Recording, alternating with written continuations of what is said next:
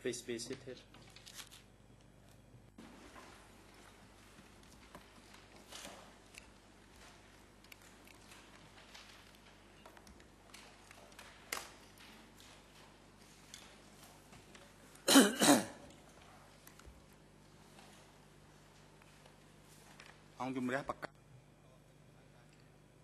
The court is now in session. Today the chamber will hear testimony of a civil party, namely through TCCP 232. This is because the health condition of through TCCP 264 is still not good, and that is based on the medical report, which states that the civil party cannot testify as he still needs medical treatment. Ms. Ji Siu-Huang, please report the attendance of the parties and other individuals to today's proceedings. Gracias. Mr. President, for today's proceedings, all parties to this case are present. Mr. Nguyen Chi is present in the holding cell downstairs. He has waived his right to be present in the courtroom. The waiver has been delivered to the greffier. The witness, the civil party rather, who is to testify today, that is through TCCP 232, is ready to be called by the chamber, and there is no reserved witness today. President, thank you, Mr. Ji Siu-Huang. The chamber now decides on the request by Nguyen Chi. The chamber has received a waiver from Nguyen Chi, dated 25 August 2016, which states that due to his health, that is headache, back pain, he cannot sit or concentrate for long, and in order to effectively participate in future hearings, he requests to waive his right to be present at the 25th August 2016 hearing. He advises that his counsel advised him about the consequence of this waiver, that in no way it can be construed as a waiver of his rights to be tried fairly or to challenge evidence presented to or admitted by this court at any time during this trial. Having seen the medical report of Nguyen Chi by the duty doctor for the accused at the ECCC, dated 25 August 2016,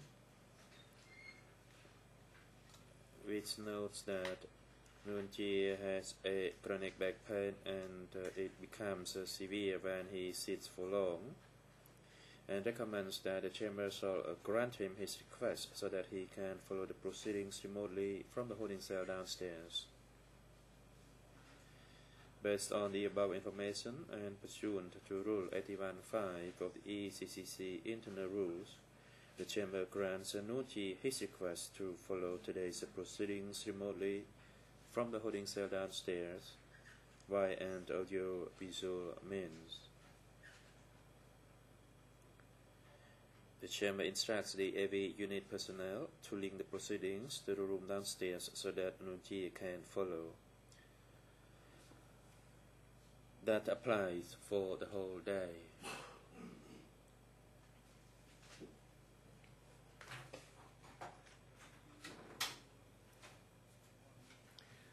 The chamber received information that the defense team for Kieu Sampon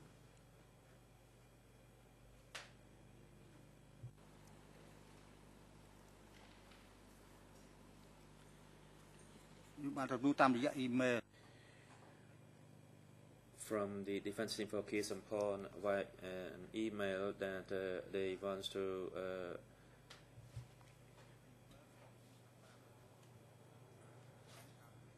regarding to make a submission regarding the memorandum issued by the chamber yesterday, that is E3/327/4/5, and I'd like now to hand the floor to the defense team for Kieu Sampon to make that submission. You may proceed. Thank you, Mr. President. Good morning to all of you. A few very short remarks and requests. Yesterday we received a memo from the Chamber E327/4/5 in which we were informed that the Chamber obtained a certain number of documents from an American university coming from Vietnamese archives, which arrived recently, apparently, following a request that was made 3 years ago, however. And the Chamber is asking us to make observations on the admissibility of these documents before the 30th of August, that is to say, within the next 5 days. And the Chamber is also telling us that other documents are being translated and that we might have other observations to make before the 1st of September. So my first request is to say that the 30th of August as a date, even if we understand that the Chamber wants to act fast, but concretely speaking, in terms of organization, it will not be possible for us to file submissions regarding the admissibility of these documents by 30th of August, because we have to read these documents and we have other things to take care of course, too. Knowing that we're dealing with a segment where there's practically one witness testifying every day, and we have to also prepare the testimony of an expert who's going to come very soon. So the 30th of August is not manageable for us. So we would like to see with the Chamber if it would be possible to change this deadline. Maybe we should establish the deadline for all documents, the same deadline, because since we're going to be speaking about admissibility, I think that observations will be the same pretty much based on what we're going to read. And I'd like to let you know that these are translations of translations. There are only 4 documents that will be in French, as far as I understand. So that's an extra difficulty for us. So we have to therefore work on translations of translations, and we have to make observations that are complete on that basis. So regarding the 30th of August as a deadline, it appears impossible to us. So we are kindly requesting the Chamber to maybe revise that deadline. And I'm also now taking advantage of the opportunity given to me right now to speak. The Chamber told us during the last TMM that the Chamber did not oppose the deadline of the 30th of September to address all the 87.4 requests made before the 1st of September coming from the co-prosecution. But since the decision has not yet been issued, we would like to know if the decision will be issued soon, because as far as our organization and as far as the sharing of the work within our team, that's also going to have an effect. So these are the 2 points that we want to raise, reminding you that in our team, based on the way we divide labor, there are things that can be done by people who are not present at the hearing at certain times, but we as lawyers present in the courtroom every day, there are certain things that we cannot do. So the deadlines set by the Chamber have to take into account that reality in terms of the organization of our team. So those are the brief observations I wanted to make with regard to the request we want to make this morning.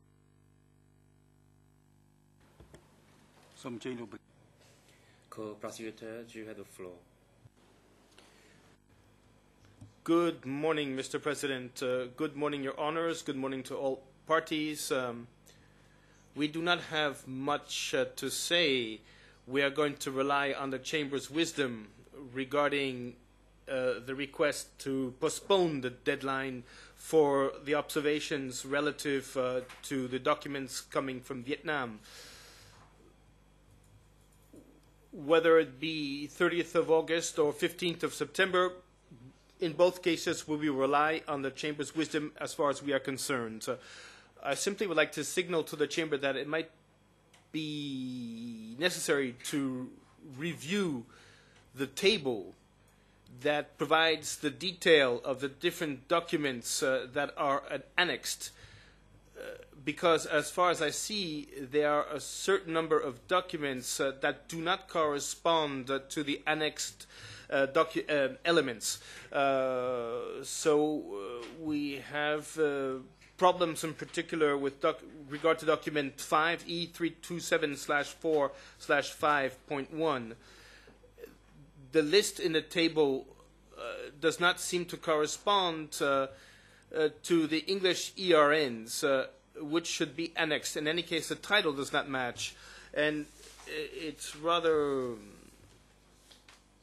a document that's available, 01313-105 to 106. That seems to match document 6 rather. Furthermore, in this table, we see that there are a certain number of titles that do not seem to correspond to the annexed documents, in particular, a certain number of dates that do not seem to line up. For example, document 7, which is titled in English, Committee Office of Pol Pot, assigning work on 4th of February 76. The annex mentions 1974. At number 8,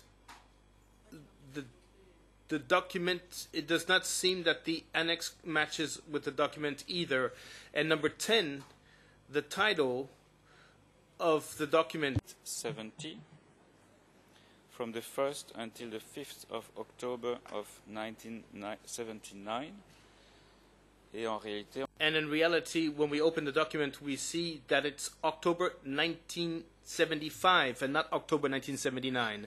So there might be a few revisions to make with regard to this table, but in any case, regarding the requests formulated by the defense, well, then we will rely on the Chamber's wisdom. And if you tell us that the deadline remains the 30th of August, well, then we will make our observations for that deadline. And if it's 15th of September, we will also comply. Thank you.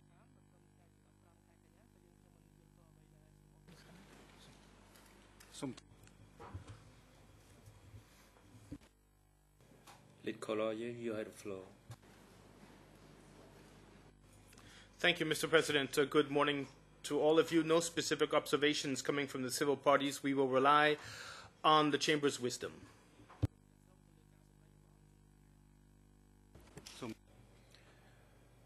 Councillor for Nunchi, you have the floor.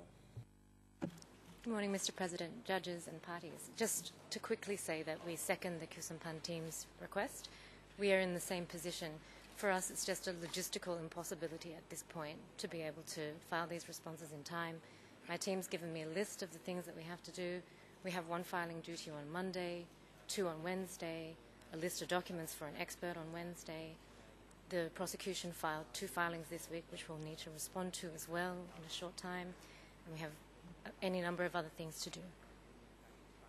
And then in addition, obviously, we have these ongoing witnesses. As my learned counsel said, there's a new witness every day. One of those next week is one of our witnesses. So, and we have, I'm not sure if this is something you're aware of, we have more than half the drafting team here in court with us. So logistically, it's just not possible for us to manage it all in time. So we'd be grateful for your consideration in this regard. Thank you.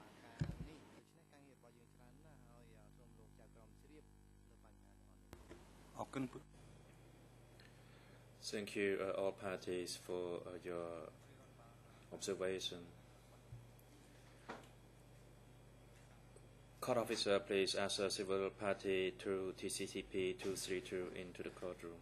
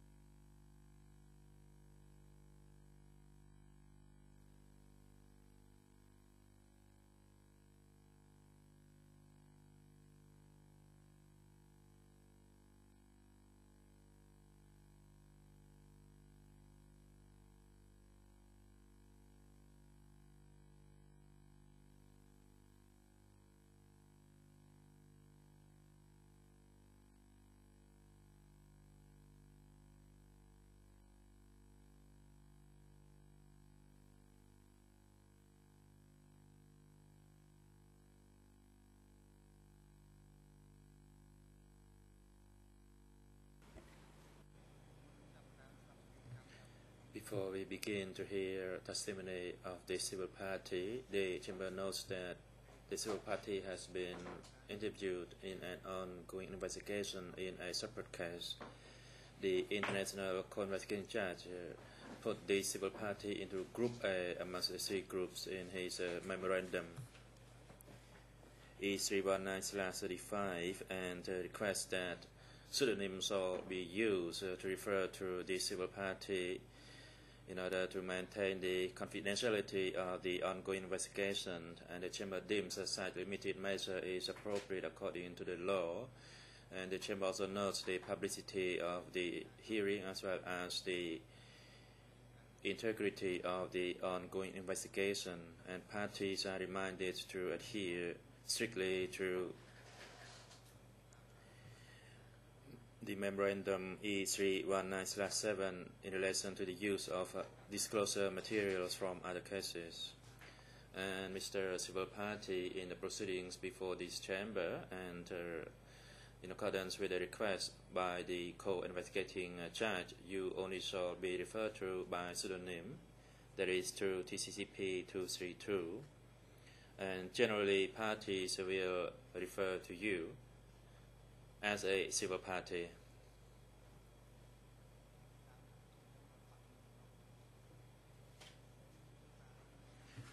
And please be assured that the Chamber will not allow the parties as well as judges of the bench to use your name or your family name in this proceeding. And Mr. Civil Party, we would like you to refer to your identification information in document E3/5733, in Khmer document 00411854-55, English 00850849-50, and there is no French translation of the relevant pages. Please refer to the section highlighted in orange in terms of your name, nationality, date of birth, place of birth, occupation, the names of your parents, your wife, and the number of children, and whether such information is correct. And after you review it, please simply say yes or no.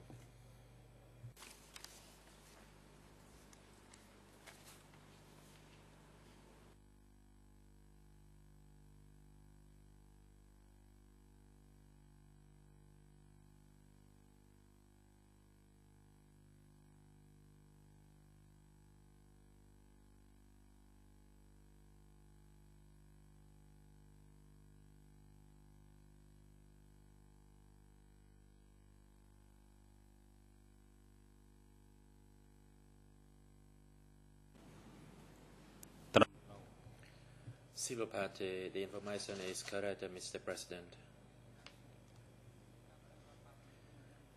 President, Mr. Civil Party, you are summoned as a civil party in the proceedings before this chamber, and toward the conclusion of your testimony, you will be given an opportunity to make a statement of harm and suffering as a result of crimes that happened to you during the Democratic Cambodia period.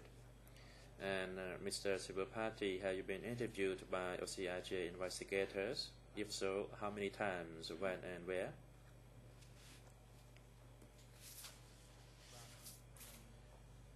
Civil Party. I met with the co-investigating judge at my house on one occasion, and I came to testify here on another occasion. President, thank you. And before you appear, have you reviewed or read the written records of your statements that you provided to OCIJ investigators in order to refresh your memory? Answer. Yes, I read the statements on several occasions. President, thank you. And to the best of your knowledge and recollection, can you tell the Chamber whether the written records of your statements that you have read are consistent with what you told the OCIJ investigators?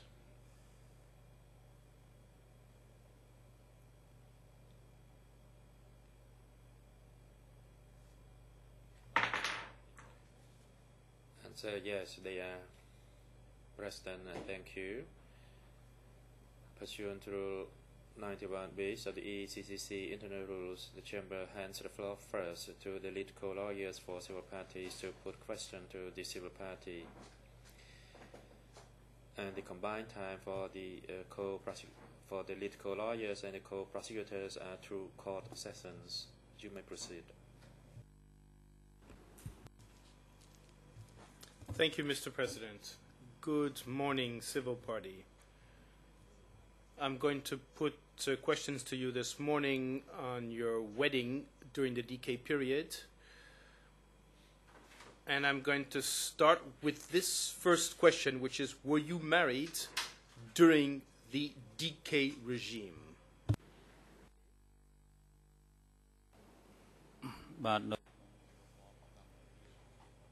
During the period of the Democratic Cambodia regime, I was not properly married. And I was forced to marry.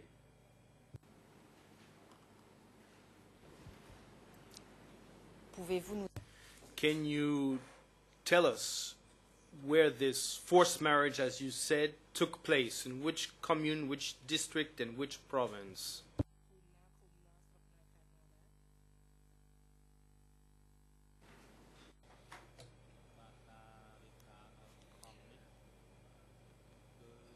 The forced marriage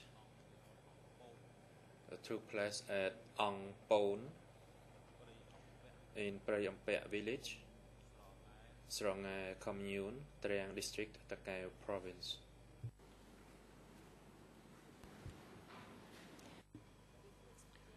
Can you explain to the Chamber where you came from before you arrived in that commune?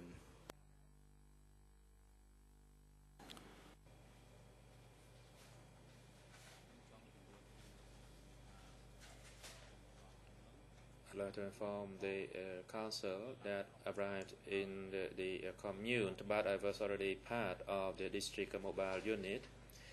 I came from Raniam commune to Srongai commune within the same district of Triang in Takeo province.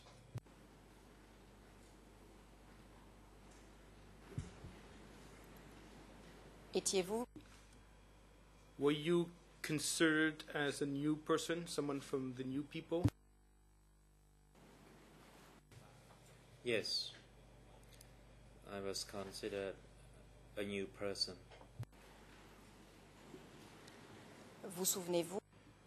Do you remember the year or the period when your wedding took place?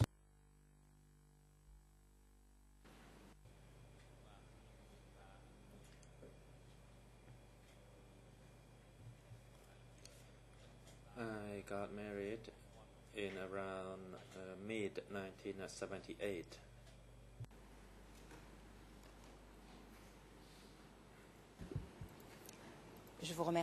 Thank you.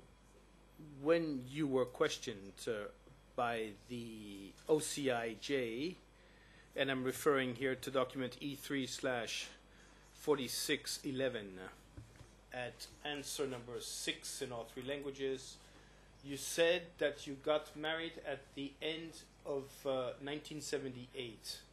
So can you provide us with more details? You're telling us middle of 1978, but you said end of 1978, so is there an element maybe that might refresh your memory? Do you remember, for example, if it was during the dry season or during the rainy season in 1978?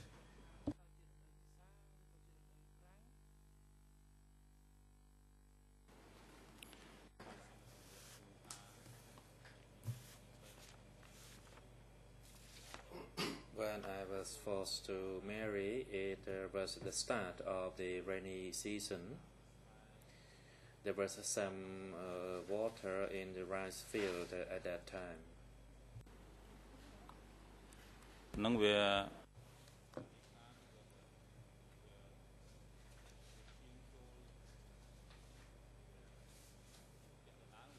So the marriage took place in between mid and late 1978.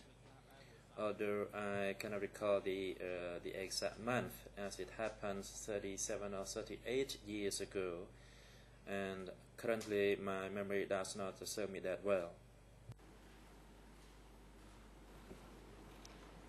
Vous nous avez indiqué tout à l'heure que vous... You said a while ago that you were part of the new people.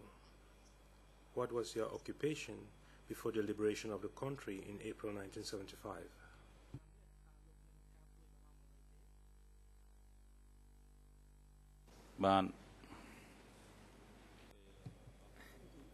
Yes, when the country was liberated in 1975, on that day I was happy. I was happy when it was 9 a.m. in the morning, but when it was 3 p.m. I became very upset when the Khmer Rouge evicted us out of Phnom Penh. I saw dead bodies everywhere. I felt unhappy. Merci, Monsieur de la Partie civile. Thank you, Civil Party. My question was actually, what was your occupation, what was your work prior to April 1975?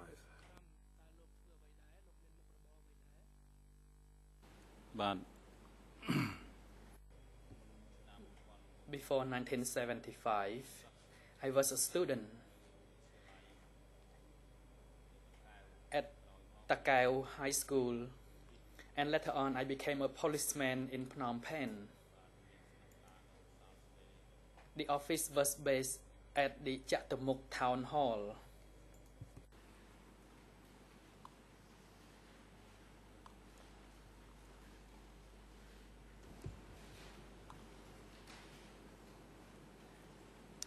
Les cadres Khmer Rouge de votre village et de... Were the Khmer Rouge cadres in your village, in your commune, aware of your past as a police officer prior to April 1975?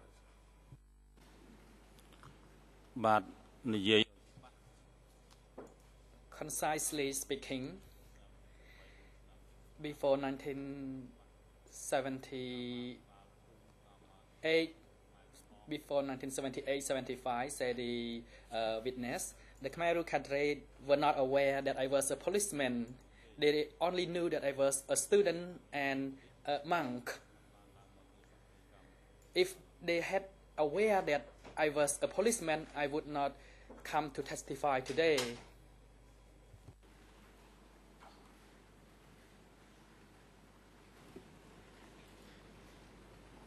Étiez-vous marié? Were you married or engaged before mid-1978 when you got married?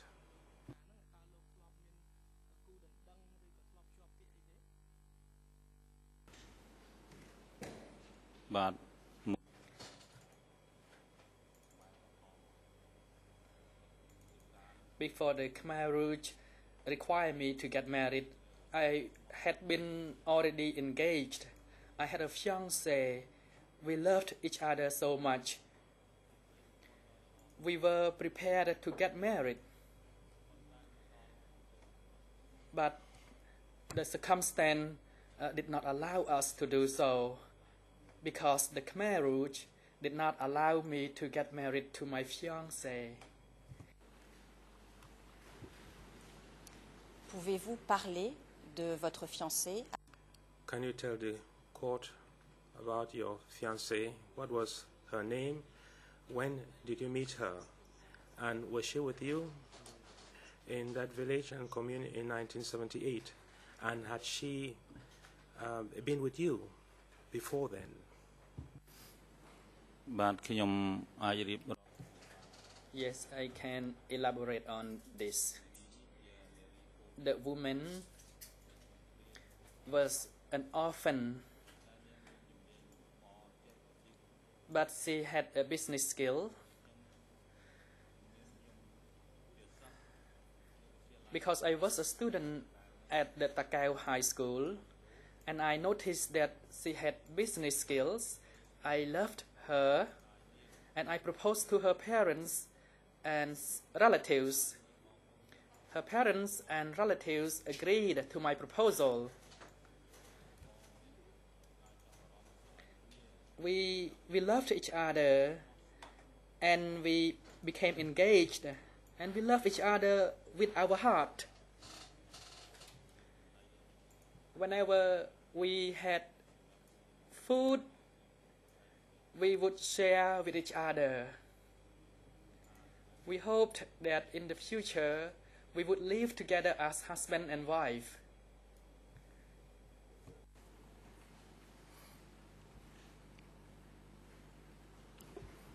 ដល់ល្អ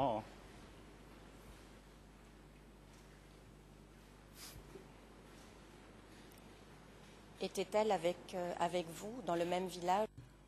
Was she with you in the same village and commune in mid-1978? When you were forced to get married, to echo the words you've used, was she at the same place with you? បាទលោកស្រីមេធាវី At that time, I was in the district mobile unit, district 107. She was also in the same mobile district unit 107, but she was in a female unit while I was in the male unit, and we could not contact each other. Because at that time, if we had relationship with each other, especially love relationship,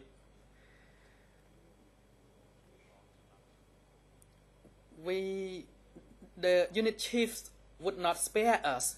We would be smashed. Therefore, we did not meet each other. I only knew that I was in the male unit while she was in the female unit.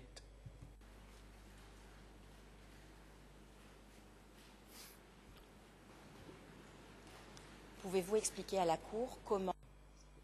Can you explain to the chamber how you got to know that you had to get married?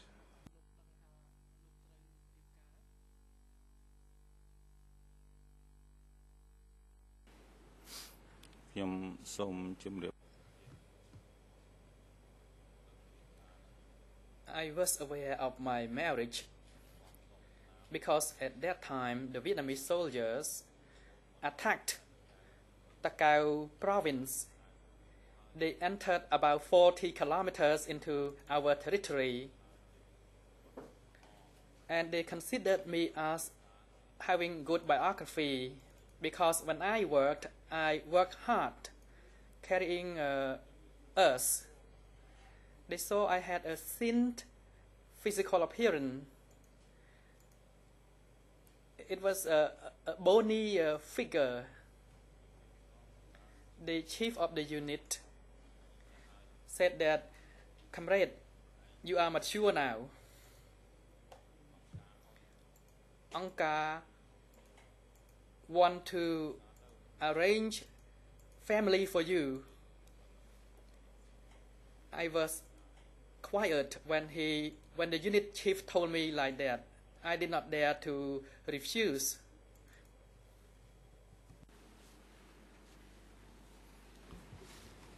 កងចំទៅ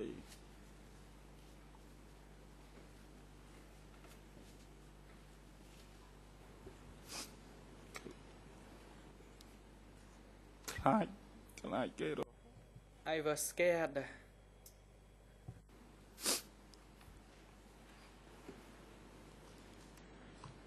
À quel moment avez-vous...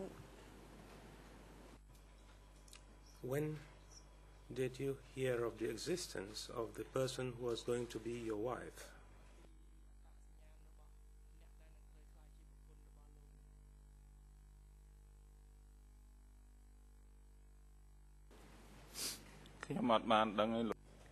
I was not aware of her.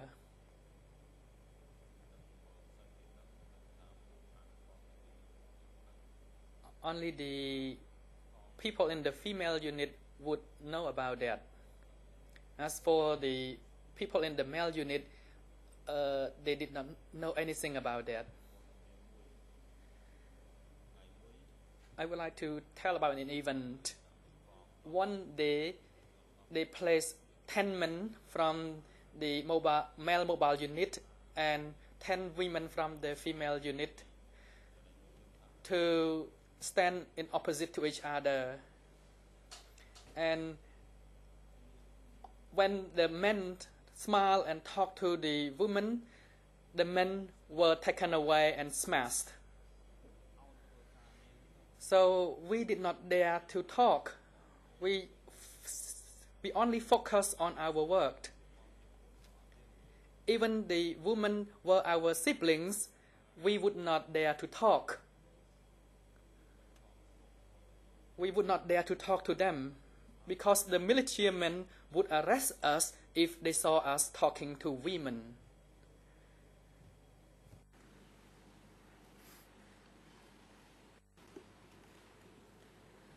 Avez-vous essayé de proposer?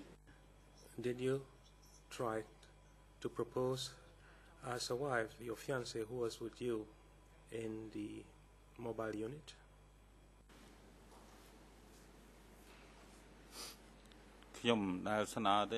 I never proposed that. I never proposed that. Because I was terrified. I only focused on my work for the revolution. Whatever assigned to me, I followed the order. Because I was a new person, I did not have the right to speak. Only the old people or the best people had such a right to propose or to speak. During the DK regime, I had no rights at all to speak.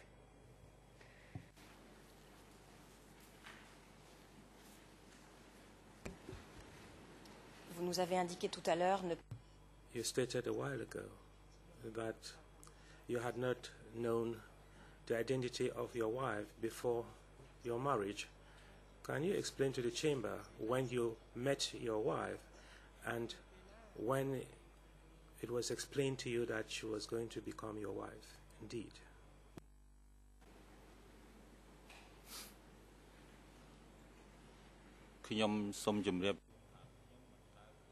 I never saw her before.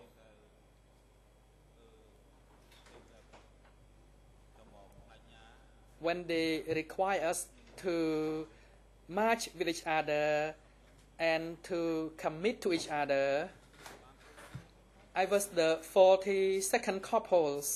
I did not even see her at that time, although she was standing nearby me. I was not familiar about her appearance because I did not dare to look at her. I felt so scared of my unit chief.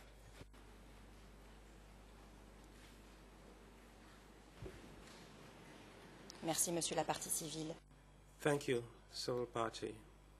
When you were interviewed by the OCIJ, still with regard to answer number 6, and it's still document E3/4611, you stated, and let me quote what you said, that you had told Ree, your unit chief, that you had a fiancé. And this is what you stated. Ree asked whether my fiancé had a family, relatives and siblings who had been smashed by Anka. I told Ree that a brother of my fiancé was a soldier and already smashed by Anka. Ree told me that I could not marry her. Ree told me that if I were a child of Anka, Anka thus will select a woman and marry off. End of quote. Is this something you recall today? that you spoke to Ree of the existence of your fiancé. Can you somewhat explain to the chamber what happened thereafter?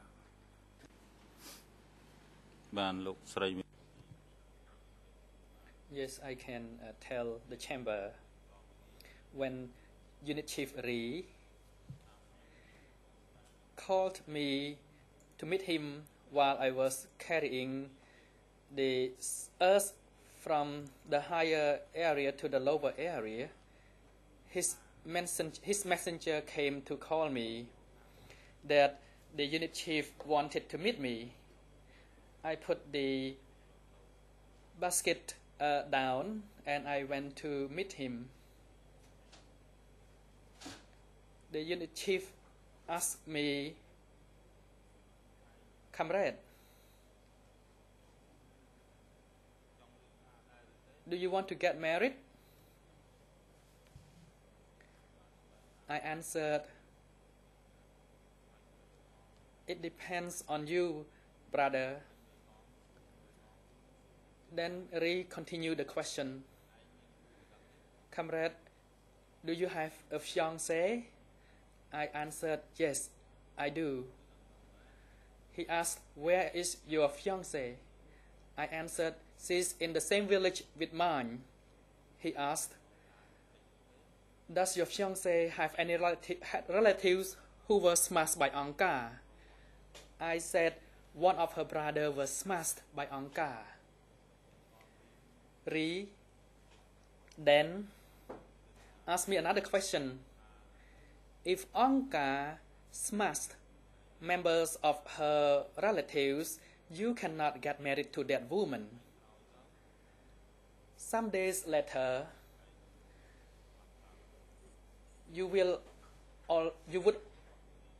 also be killed like the relatives of that woman, because members of her families were under investigation by Angkar. So you have to change your mind now. Now you are the son of Angkar. What do you think? You want to die or you want to live? If you get married to that woman, you will die, because when we dig the grass, we have to dig out the root. So he forced me to answer quickly, because there are many other people which he would need to talk to. And I told him that I was the son of Angkar, so it depended on him now to decide on my behalf. Because I was so terrified, I was afraid that I and that woman would be killed, and my relatives would also be killed. I gave my answer that I was the son of Angkar. And then he asked me again, "Are you the son of Angkar?" And then I confirmed my answer, "Yes, I am the son of Angkar." He asked me 3 times, "Are you the son of Angkar?" And I keep answering the same, "Yes." And then he recorded my answer into his notebook. He put number 1, number 2, number 3 in the notebook. I had to agree with him. If I said otherwise, if I did not follow the instruction from him, I would be sent to a prison. Therefore, I had to answer like that, so that I would survive.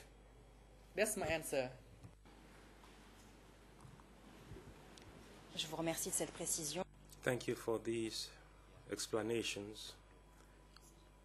Before talking of the ceremony as such, during which you discovered your wife, can you tell me whether there was a time when there was a meeting before the ceremony during which you were invited to be married?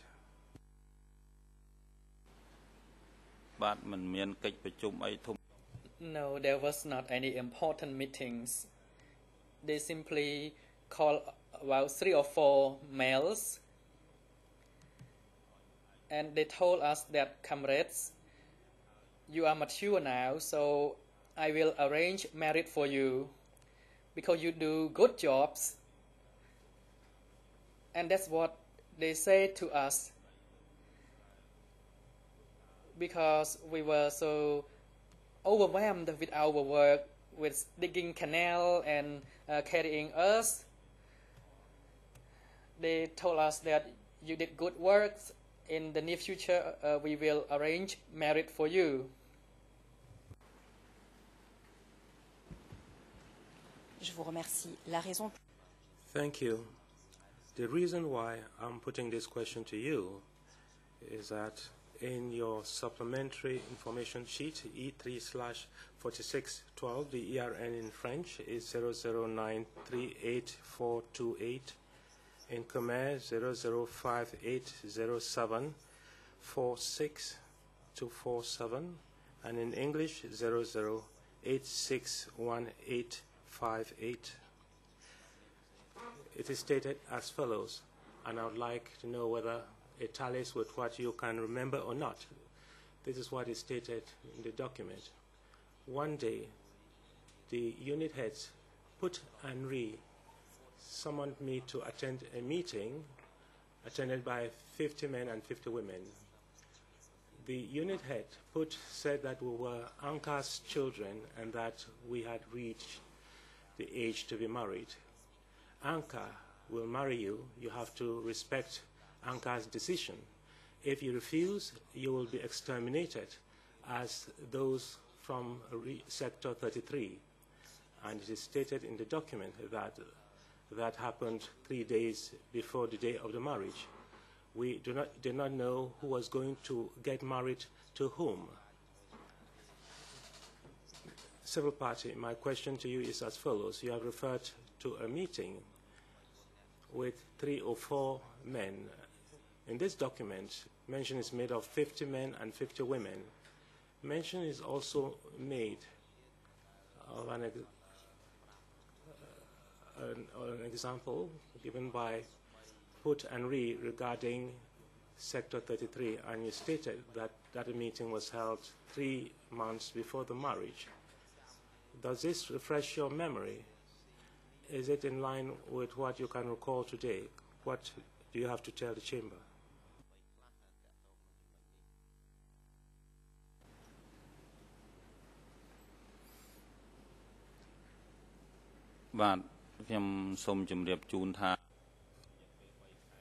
During the 3 months, Ri told me long time ago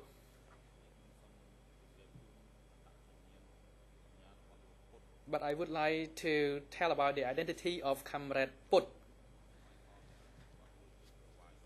Put was like the district chief.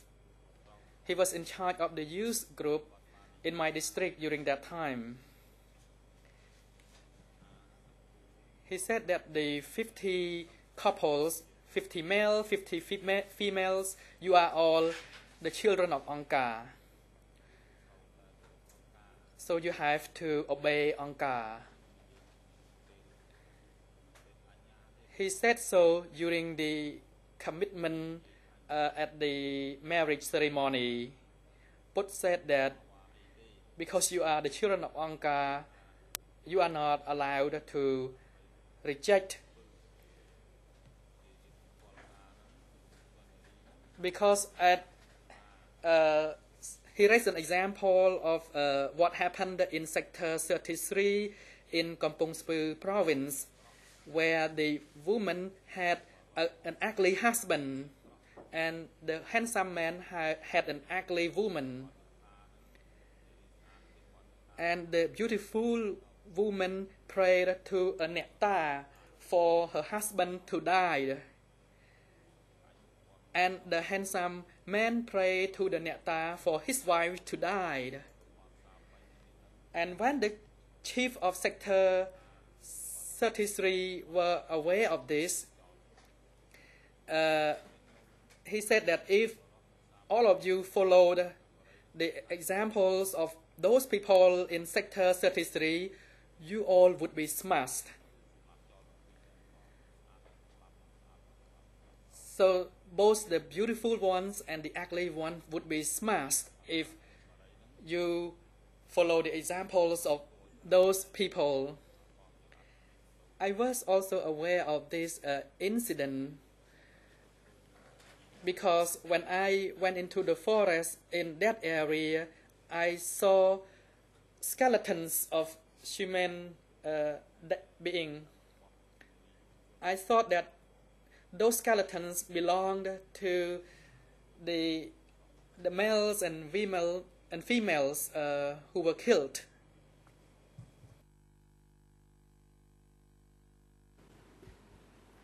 Je vous remercie. Thank you. Let us return, if you will, to the very day of the marriage. Can you explain to the chamber how the ceremony unfolded? When was it held and where? Who presided over the meeting, if you do recall? How were the couples aligned physically in the hall? What can you tell us regarding that ceremony? បាទខ្ញុំអាច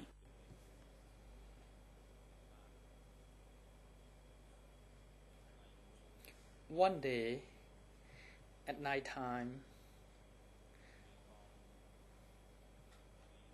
Ri, the unit chief, told his messengers to tell all youths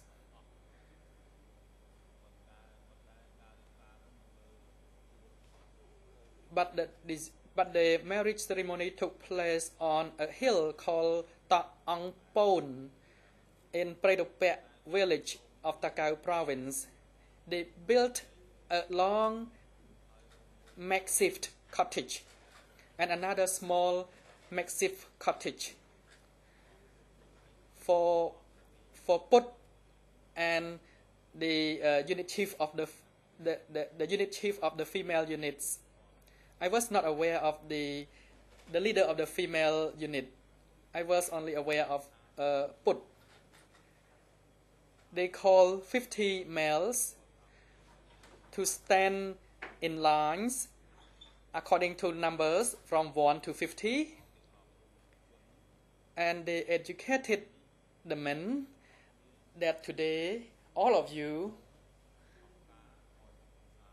would be married by Angka. And they gave instructions in many aspects. For example, you have to follow Angka. Angka is your parents. No one is above Angka. And after that, they separated the 50s into groups of 10. And Ri and other unit chiefs were standing around the ceremony place. And then Put, the unit chief, told to Comrade Pait, also the leader of the female unit, to bring the 10 females from the group of 50. And then other unit chiefs came to take microphone to speak in order to educate the couples to commit to each other, to love to each other. And then they call on one by one to came out and to commit to their marriage. And they had to say that I love her, I would live with her. And then the woman also was called out one by one to say the same thing. So the person who was standing at the first of the line, number 1, came out first, and then followed by the person who was standing in the second, and then the third.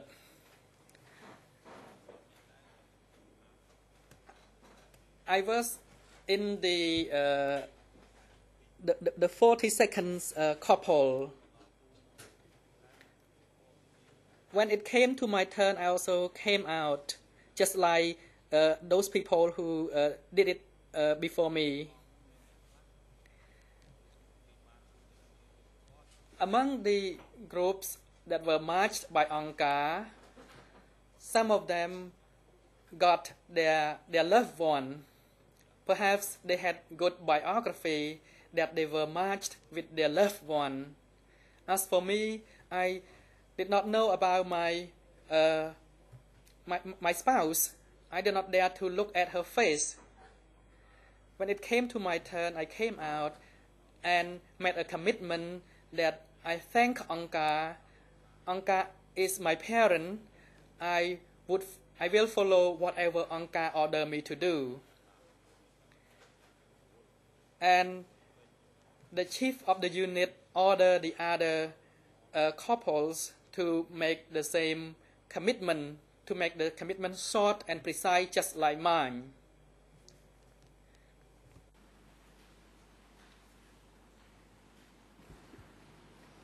Je vous remercie. Thank you. When did you learn about the identity and the name of the person who became your wife that day?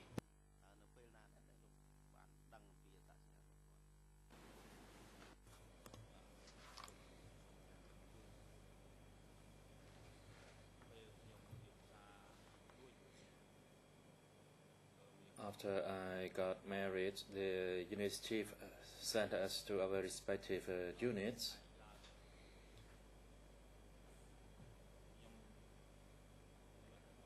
And next day, the members of the unit, including myself, went to rest like a system or to the canal or to flatten the soil. And we worked all day that day, and at night time after we had our meal,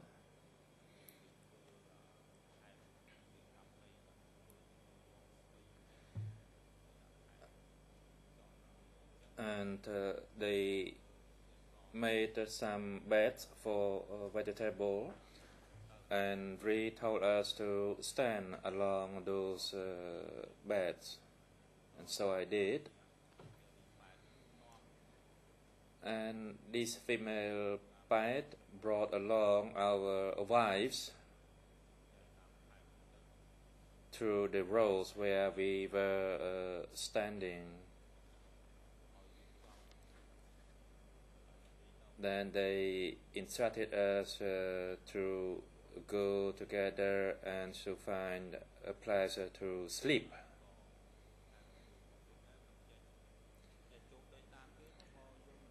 And the place where we were going to sleep were small, but there was no choice, so I had to follow the instruction of the unit chief.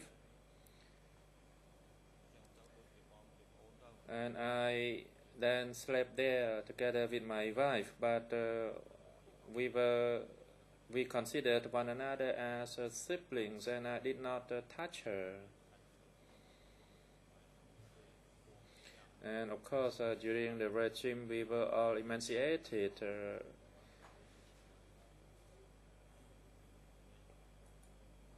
And nobody had any sexual feeling for one another due to the exhaustion. And since we were introduced to one another when it was nighttime, we could hardly recognize each other. And only next morning that we could see our one another clearly, but by that time we had to return to our respective workplaces. And the unit chief told me to remain at where we slept in order to build the ground properly and to make a makeshift cottage so that the walls could be properly made.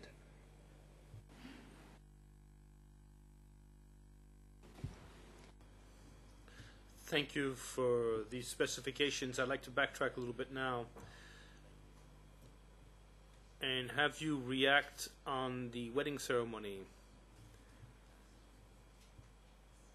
Was this ceremony similar to the wedding ceremonies you might have attended before or after the decay regime? And if that's not the case, can you explain the differences between the ceremonies you attended before and after the decay regime and the one during which you were married on that day in the middle of 1978?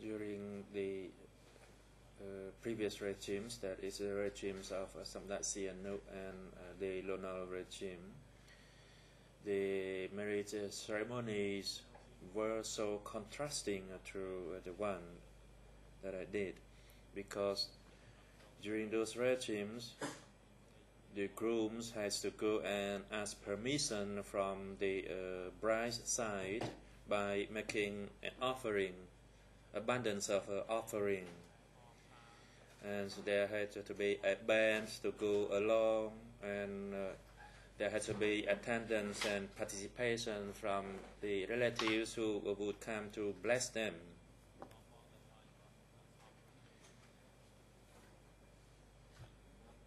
And then the bride side would look at the groom side and whether they were a match. However, the situation was different under the Khmer Rouge regime. It was cruel. I was forced to marry, and I myself did not even have proper clothing. I only had the clothes that I was wearing, and it was stained with mud and dirt, and it was torn. The scarf I had was also torn, and I myself was so skinny. And if you look at the surrounding, I did not see any of my relatives. There were only cruel unit chiefs who were there just to be ready to finish us off. And they did not have any gift for us but clubs and knives. And if we were not to follow the instructions of Angkar properly, then that would be the end of our life. And I really dislike such a regime. I really dislike it. I do not want to see such a regime returned. As I said, I did not have any proper clothing. I only had a torn piece of clothes that I was wearing. It was so miserable, and it was unfortunate that I happened during such a beast regime. Every time I think of what happened, I find it difficult to breathe.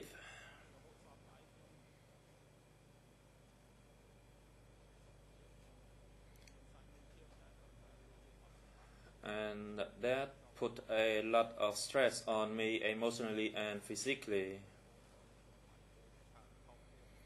And I still hate myself that I was born and suffered during such a beast regime.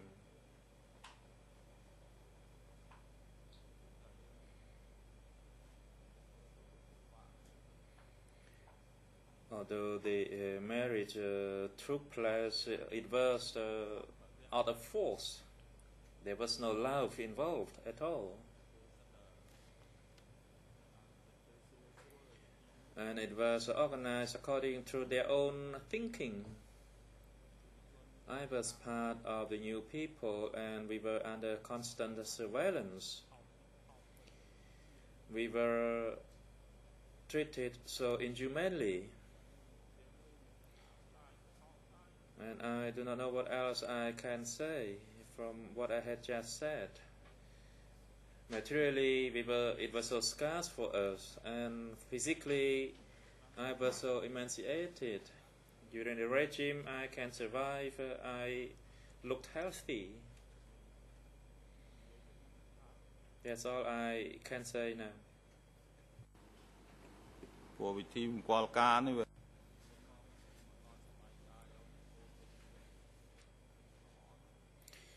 Well, the wedding ceremony is well organized, and there is nothing to compare to the dark periods that I went through during the decay regime.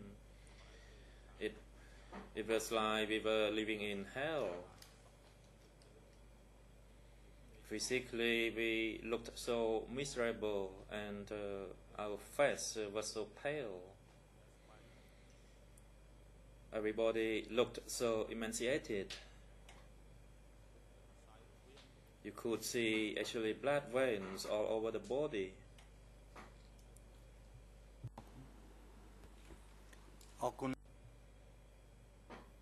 Thank you, Council.